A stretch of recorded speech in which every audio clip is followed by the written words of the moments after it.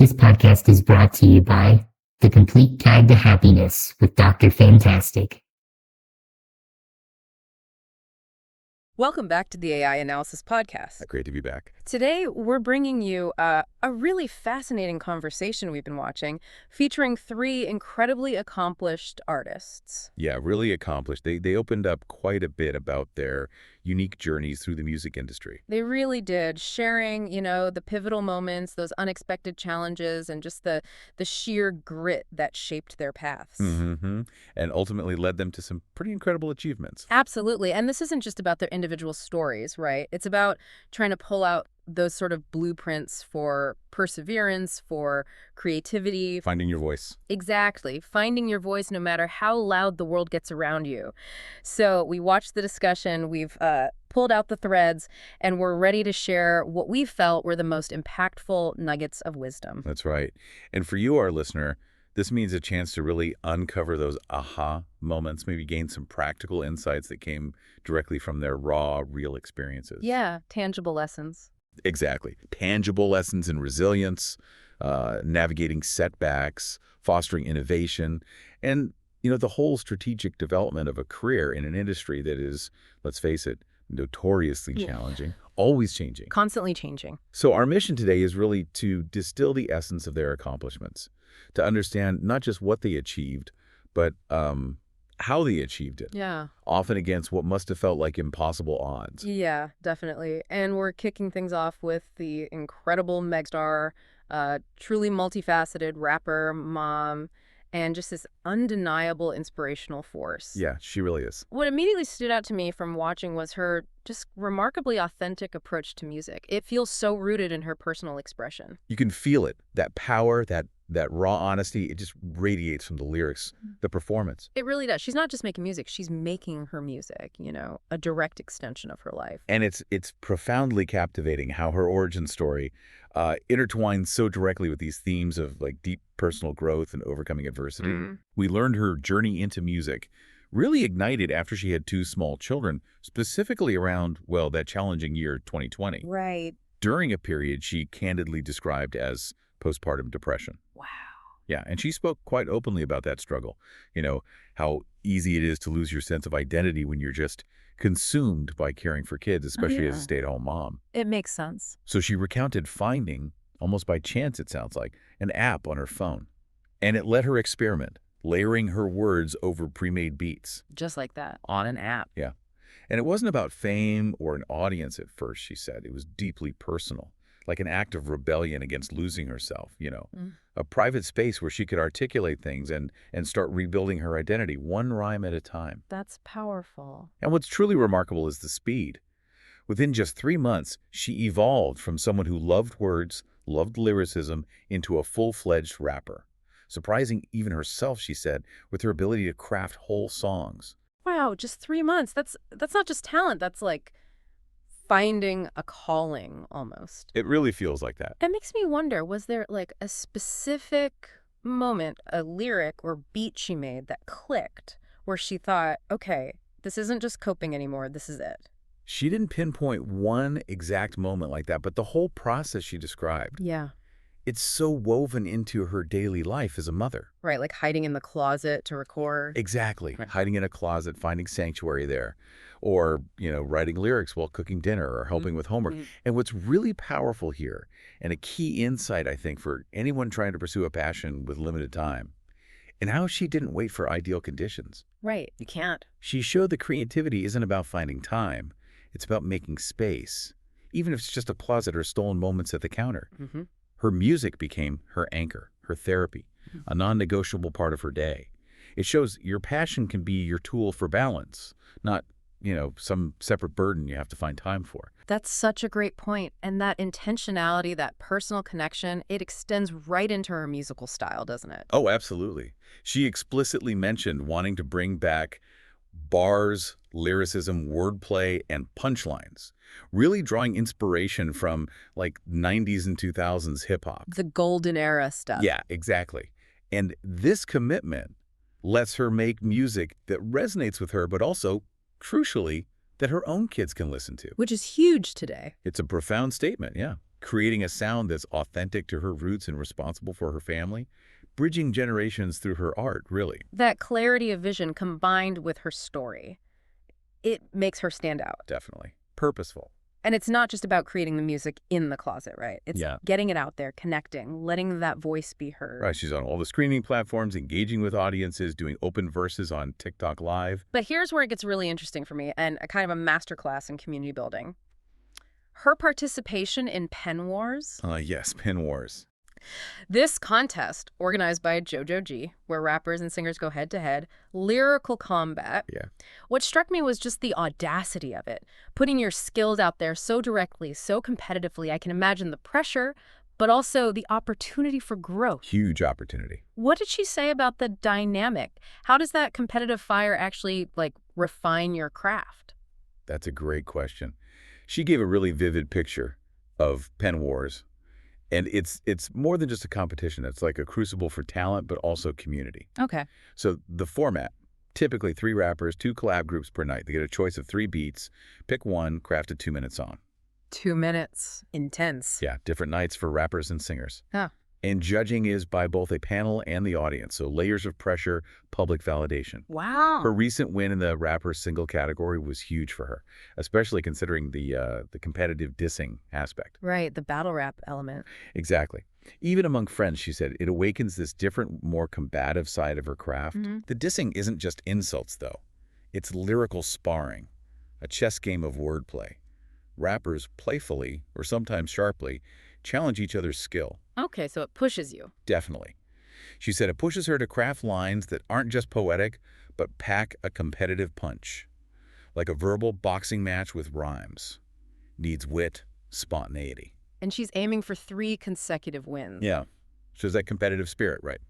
And strategic showmanship, too. She mentioned bringing props to performances, enhancing the theatricality. That's dedication, thinking about the whole performance. Totally. And it shows how seriously she takes it, but also understands the entertainment aspect. And she mentioned this contest building a community, too, connecting artists from different apps, even internationally. Nigeria, she said. Yeah, Nigeria was mentioned. It's clearly become more than just a local contest.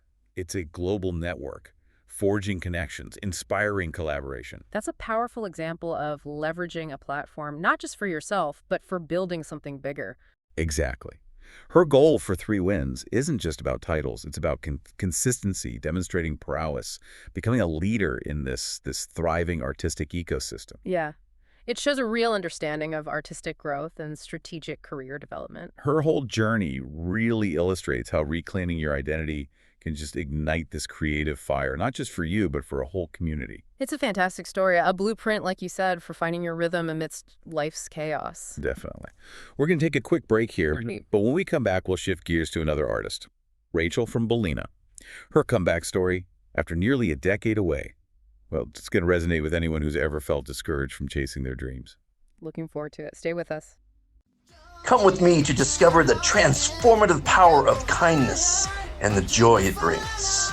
Join me as we explore every Monday morning simple yet profound ways to elevate your happiness, one gesture at a time.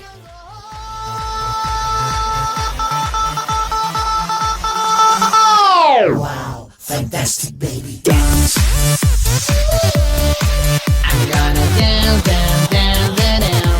Fantastic baby. Welcome back to our conversation. So, if Megstar showed us the power of self-discovery through art and community, our next artist, Rachel from Valaina, she embodies the sheer grit of perseverance, proving that even after years away, your voice can not only return, but, wow, command attention. Absolutely. Her story, as we heard it, really underscores how intimately connected an artist can be to their craft and the unique, really impactful achievements that can spring from that. Yeah.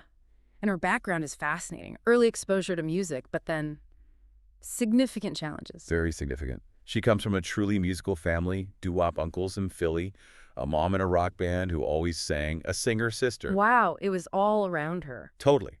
She recalled lying on the floor as a kid, listening to her sisters sing Sarah McLachlan on a karaoke machine, thinking, I want to be like her someday. That led to teenage bands, though she candidly admitted they were unsuccessful. Her words. Happens to the best of us. Right. But what's really poignant, almost heartbreaking, is that she gave up music entirely for 9.5 years. 9.5 years. Why? Because of discouraging feedback about her voice. People told her, directly or indirectly, your voice isn't good enough.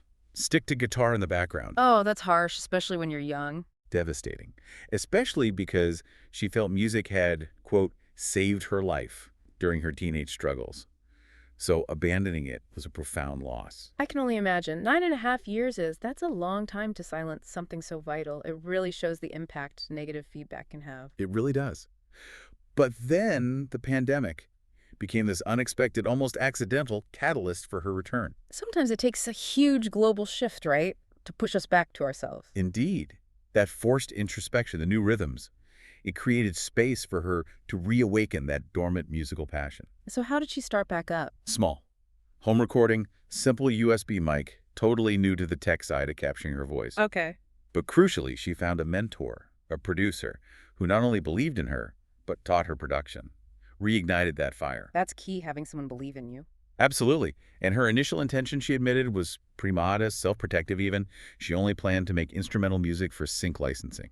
Stay behind the scenes. Exactly. Avoid the vulnerability of putting her voice out there again after all that negative feedback. Makes sense.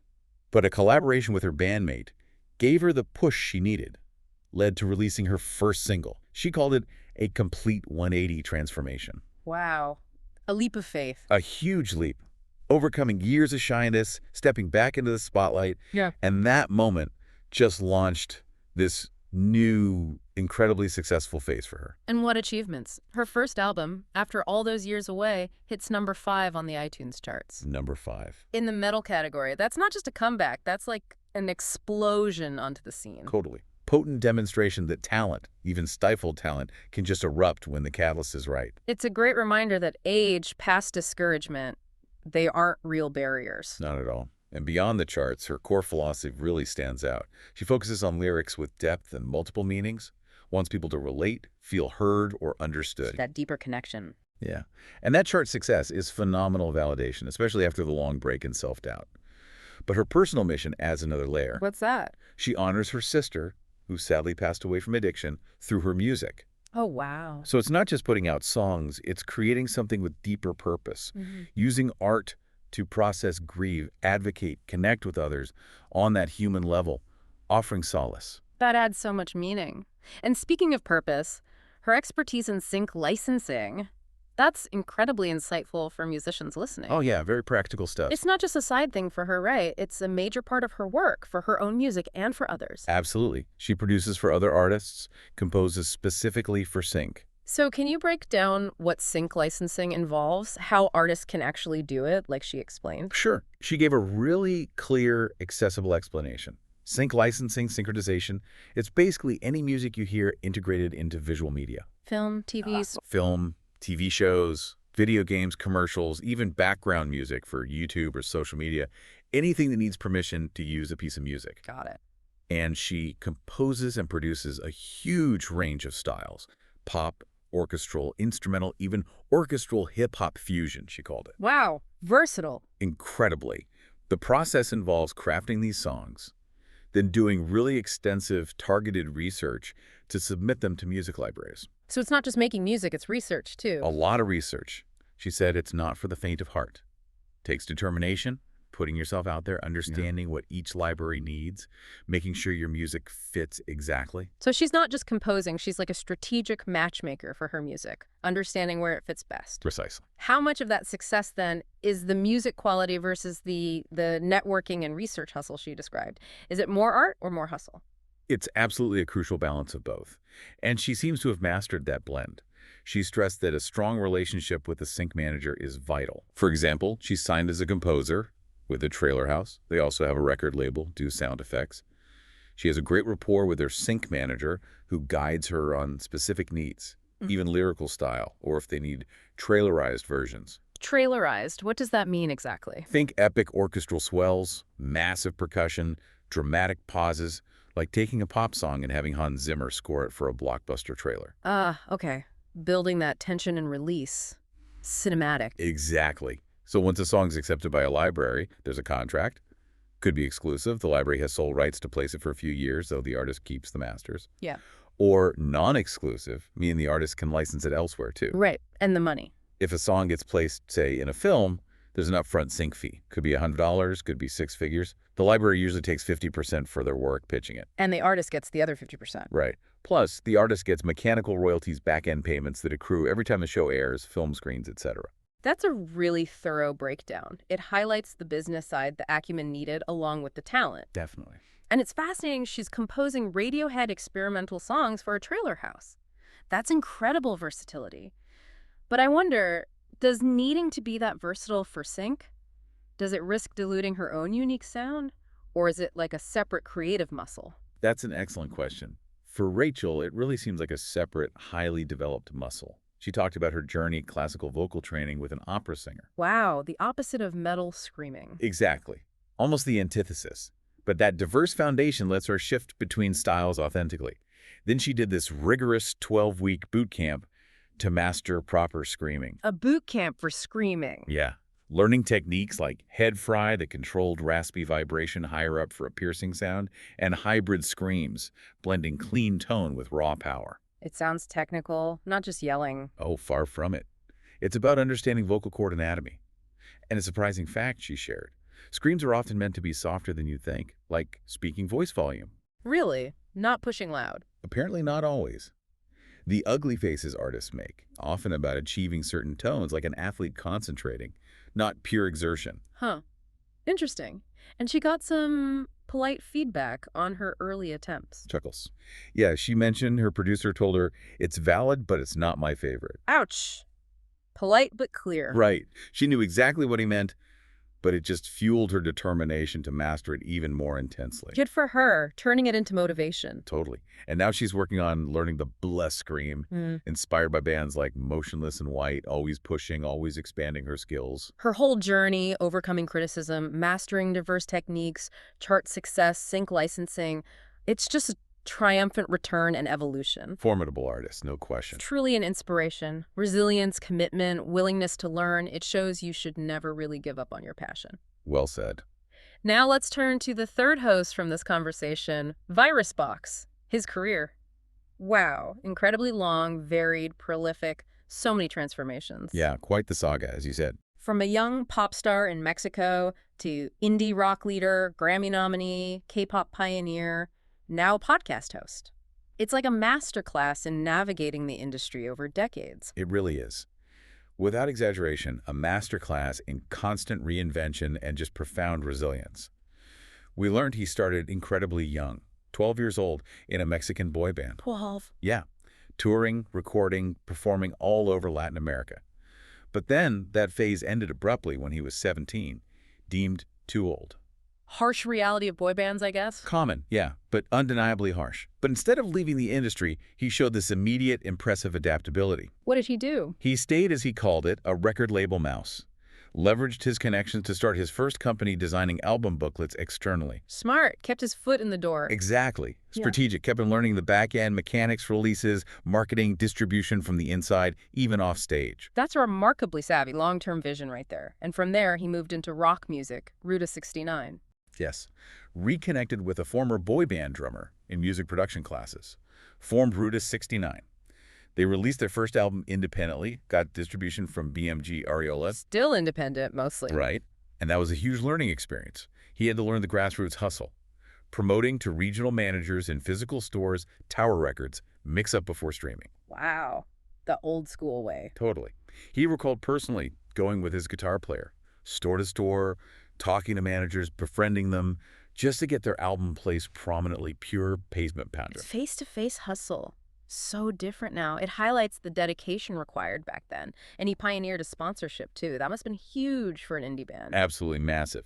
Ruta 69 became the first independent band in Latin America to get a tour sponsored by Megstar around 2002, performing in malls. Unprecedented for an indie band, then. Genuinely. Speaks volumes about his innovative thinking, his persuasiveness, and he shared a really personal triumph from that. Seeing his own album poster, his face, next to U2 and Coldplay in stores, and having his image on a massive digital billboard in the city. Tangible validations of the hard work, the risks. Those must have been incredible moments. But those early successes were hit hard by personal tragedy, right? Immense, Heartbreaking tragedy. His guitarist passed away from AIDS. Then his bassist died in a car accident just a year later on the way to a show. Oh my God.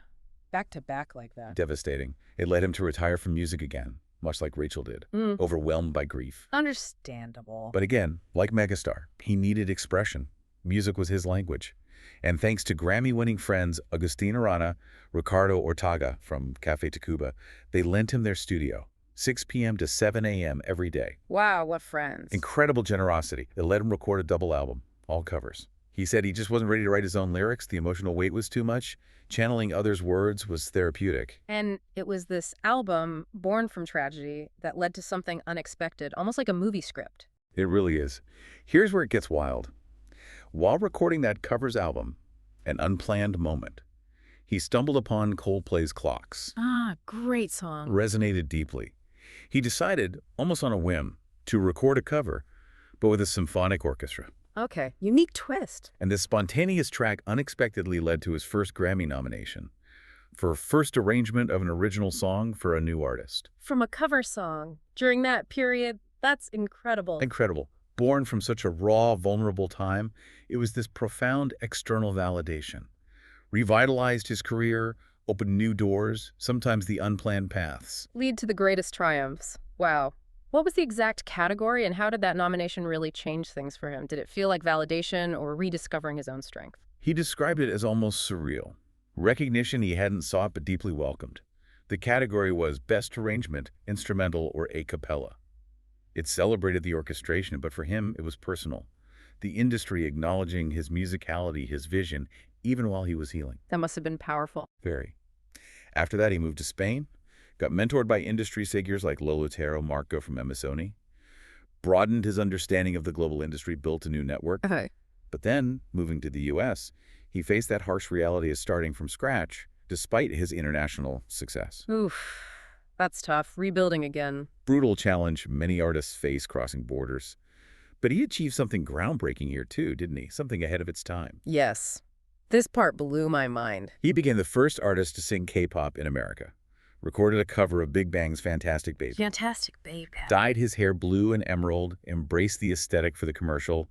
He challenged radio stations that rejected it, told them a Latino singing K-pop in English wouldn't work. And now look at K-pop. Exactly. Yeah. Filling stadiums globally. It validates his early vision, his courage to embrace new sounds, defy expectations, trust his gut. Truly pioneering. Amazing foresight. But his journey still wasn't smooth sailing after that, right? More setbacks. No, indeed. A profoundly frustrating period next. His original recordings got stuck in a judicial trial. For 7 years. 7 years?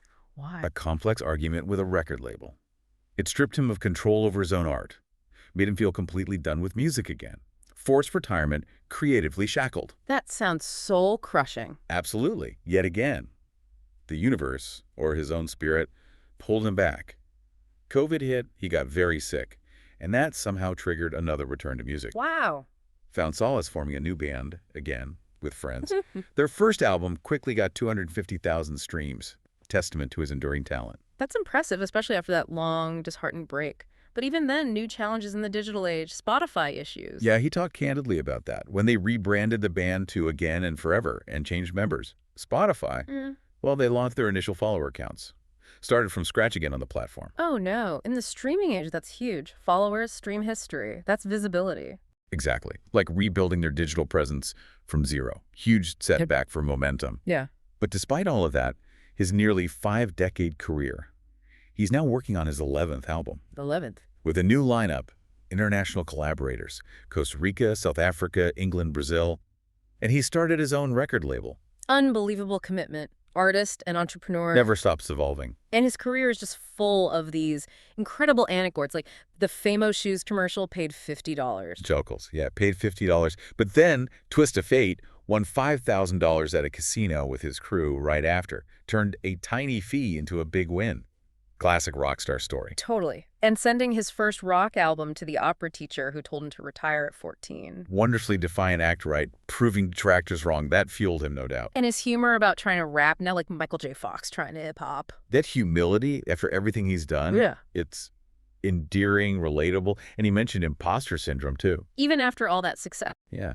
Emphasizing the importance of just enjoying achievements despite doubts, internal or external. His long, winding, challenging journey, multiple retirements, comebacks, groundbreaking stuff. All right. Incredibly inspiring for anyone in a creative career. Truly. Boy band, Grammy nom, K-pop pioneer, 11th album, own label.